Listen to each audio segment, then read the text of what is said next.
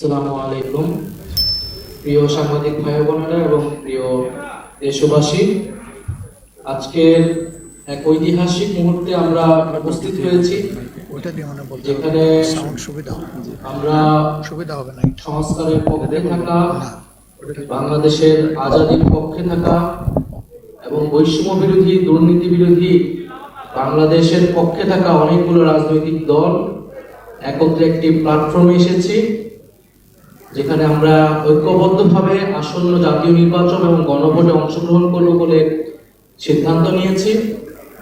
ফলে এটা আমাদের এক ঐতিহাসিক মুহূর্ত, ঐতিহাসিক যাত্রা। এটা যেমন একই সাথে নির্বাচনী সমঝোতা, একই সাথে রাজনৈতিক গুরুত্ব অপরিসীম। কারণ গণ অভ্যুত্থানের পরে আমরা যে আকাঙ্ক্ষাকে ধারণ করে এগিয়ে যেতে চাচ্ছি, আসন্ন নির্বাচনে এই পরীক্ষার মধ্য দিয়ে আমাদেরকে উতরাতে হবে।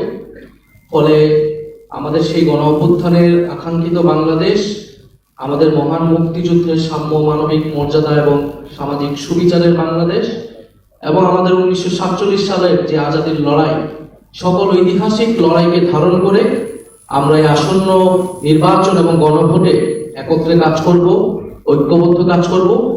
ফলে সারা বাংলাদেশের সকল আসনে, আমি আজকে সকালেও বলেছি যে আমাদের কোনো দলের প্রার্থী থাকবে না আজকে ঘোষণার পর থেকে। সেটা আমাদের এই নির্বাচনী সমঝোতা বা 11 দলীয় নির্বাচনী ঐক্য, তাদের প্রার্থী হিসেবে তারা বিবেচিত হবে।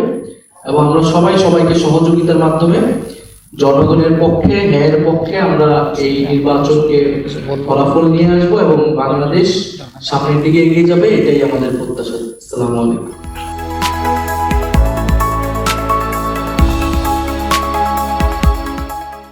দিনাজপুর টিভি, মানুষের জীবনের কথা বলে।